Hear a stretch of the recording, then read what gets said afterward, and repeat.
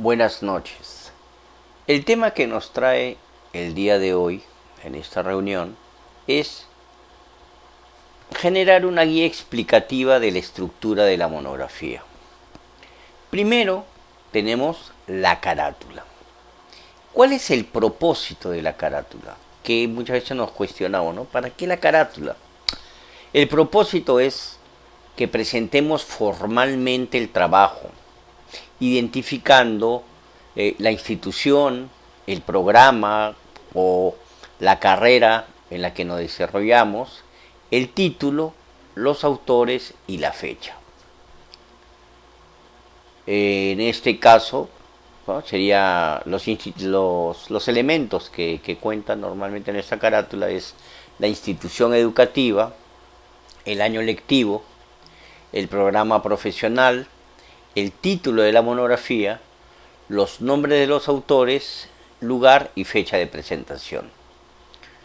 Un ejemplo: Instituto Superior Tecnológico Público Justiniano Kubitschek.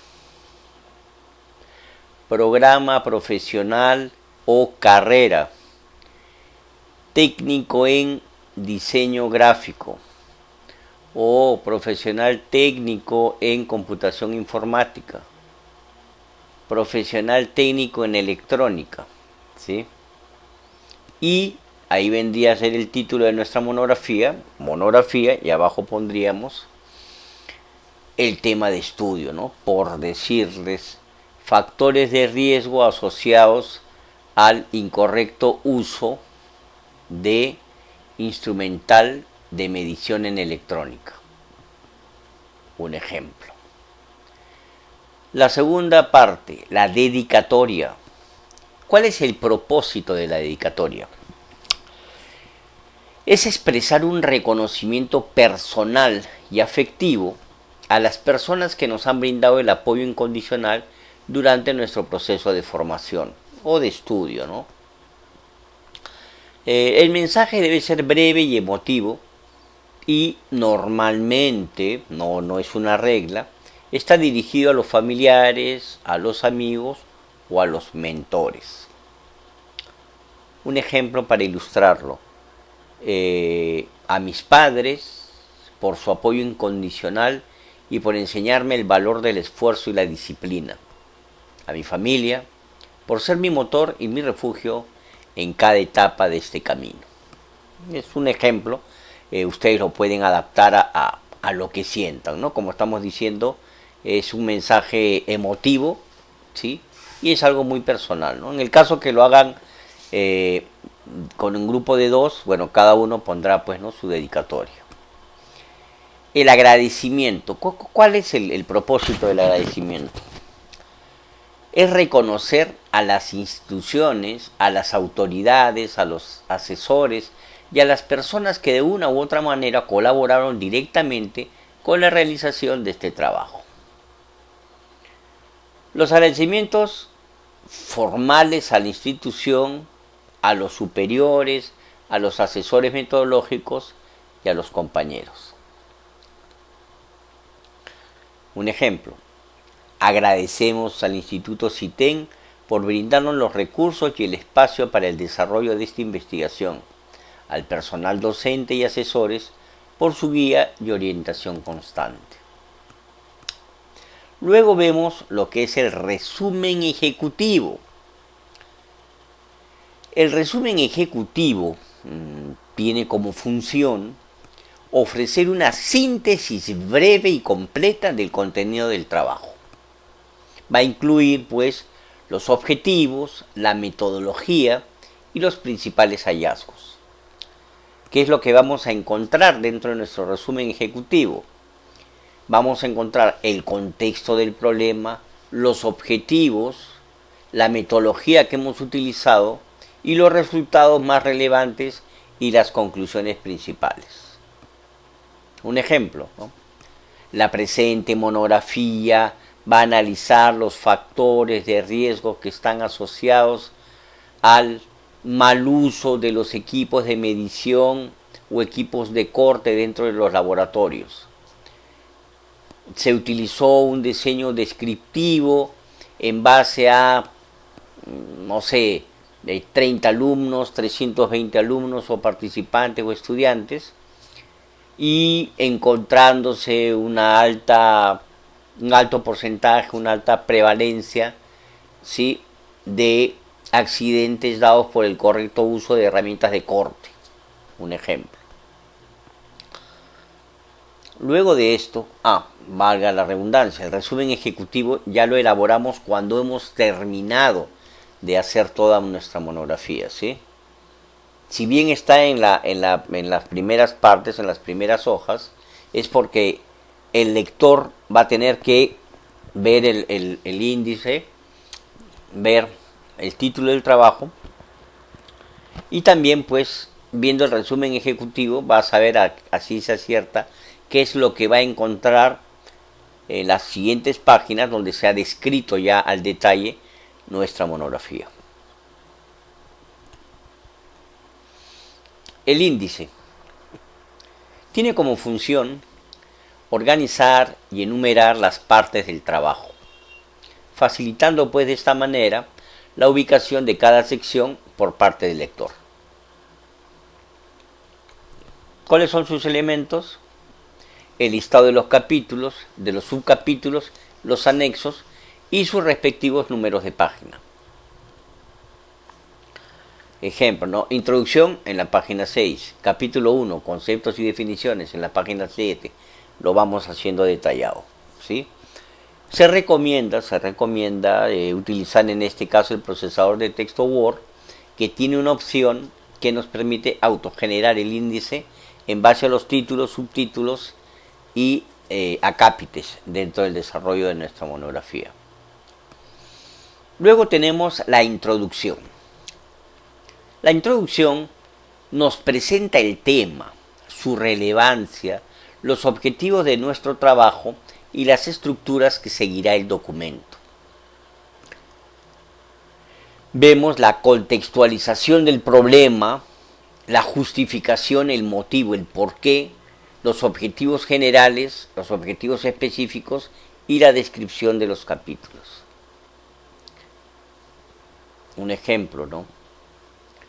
Los accidentes dentro de los laboratorios de electrónica son una de las causas más frecuentes de lesiones en los alumnos, ¿no? El presente trabajo tiene como objetivo identificar dichos factores de riesgo que estén asociados a los accidentes dentro de la institución. Ahora viene ya lo que vendría a ser el capítulo 1, conceptos y definiciones. ¿Qué es lo que vamos a desarrollar en el capítulo 1? Vamos a establecer el marco conceptual y terminológico que va a permitir al lector comprender los términos técnicos utilizados en el trabajo. Vamos a desarrollar las definiciones operativas de los conceptos claves, las bases teóricas y los antecedentes relevantes. Un ejemplo, se define como accidente laboral, como una lesión, sea esta física producida por el mal uso de los equipos existentes dentro del laboratorio, y los factores de riesgos para estos casos se clasifican en mecánicos, eléctricos, y ahí comenzamos a describir, ¿no? Comenzamos ya a hablar de los conceptos y definiciones. Claro está que estos conceptos y definiciones deben citar las fuentes de donde los hemos sacado.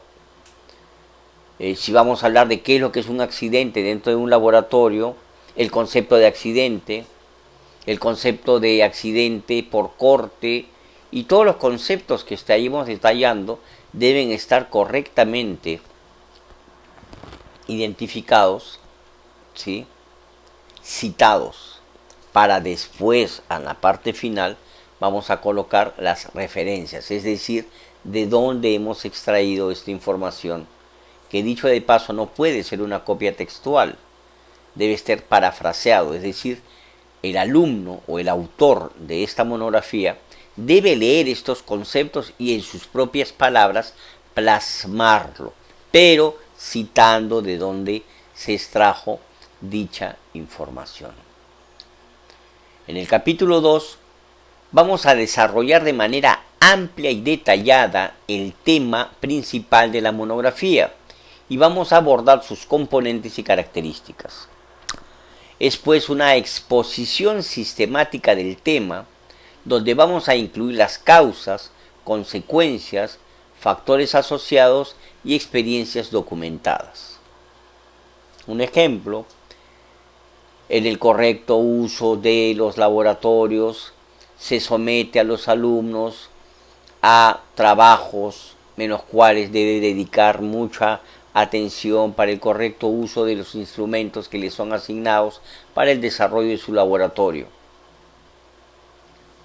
Estos instrumentos tienen una manera de usarse según sus manuales y por lo tanto el correcto uso o obviar la lectura de dichos manuales puede generar en muchos casos lesiones de diferente índole.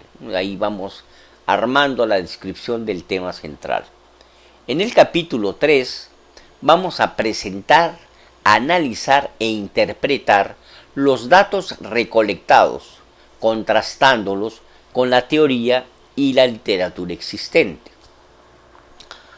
Vamos a generar tablas de resultados, gráficos, análisis, interpretación de los hallazgos y discusiones. Un ejemplo, hablaríamos, ¿no? Los resultados muestran que el 45.8% de los participantes en los laboratorios reportan dolores en los codos, dolores en las muñecas, en algunas veces cortes en los dedos, siendo en este caso la zona más afectada las manos y el rostro, coincidiendo con lo reportado por otras fuentes como en reporte del INEI con respecto a accidentes en estudiantes dentro del uso de los laboratorios, ¿no? Este es un ejemplo más o menos. La siguiente parte es la conclusión, donde se ha de sintetizar los hallazgos más relevantes y responder a los objetivos planteados al inicio del trabajo. Vamos a generar pues conclusiones generales y específicas que están derivadas directamente de los resultados obtenidos. Por ejemplo, se concluye que los alumnos presentan un perfil de alto riesgo para los accidentes dentro de los laboratorios, caracterizado por el incorrecto uso de los equipos, ¿sí?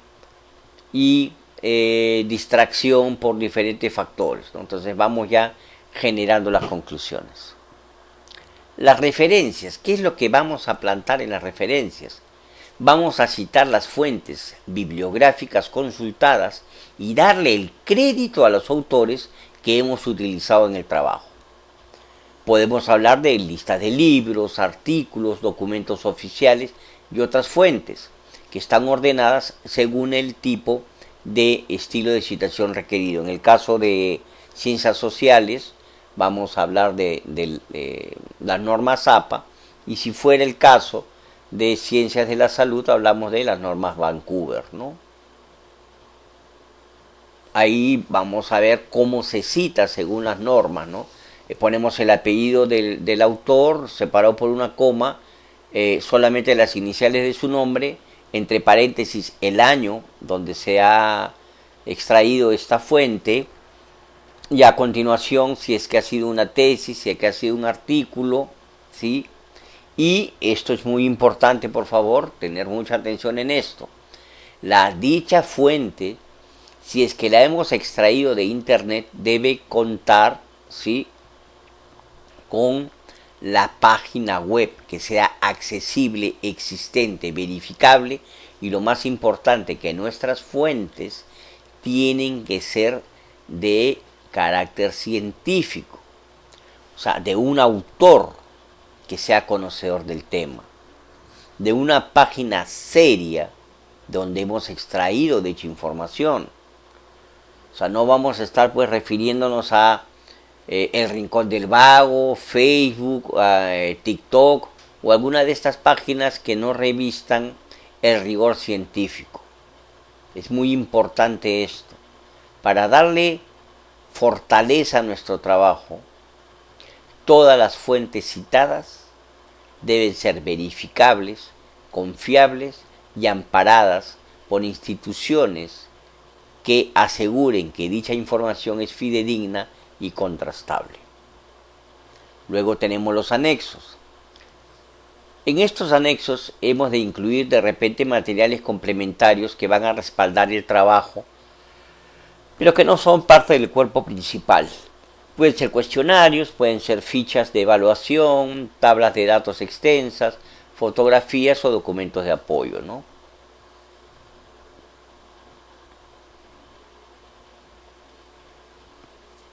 Resumiendo todo lo que hemos hablado, la carátula nos sirve para qué? Para identificar formalmente el trabajo.